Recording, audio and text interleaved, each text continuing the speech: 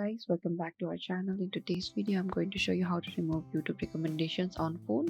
To remove YouTube recommendations on phone, you can try the following methods. First, open the YouTube app on your phone. After that, in the bottom right corner there's a profile icon. Select that. Over here we can see the history. Select view all beside it, and when you reach to history, what you have to do is in the top right corner again there's a three dot icon. Tap on that and select clear all watch history.